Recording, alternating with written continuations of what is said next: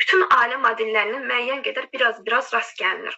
Bu da sağlıqlı ailə modeli deyil. Çünki konkret tələb və istək yoxdur. Uşaq bilmir ki, mənim ailəmin tipajı necədir və mən həmin ailəyə uyğun davranışlarımı.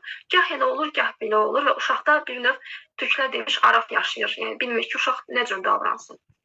Belə tərbiyə tərzində özünə nəzarət və məsuliyyət hissi formalaşmır, özünü aşağı qiymətləndirmə, mühakimələrində yetkinliyin olmaması müşahidə olunur.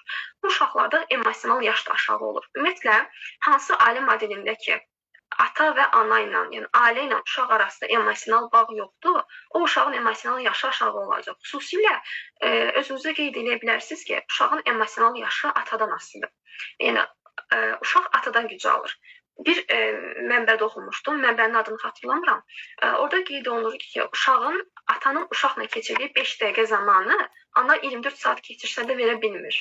Yəni uşaq atadan güc alır. Həmişə uşaqların səsləndirdiyi bir ifadə olur.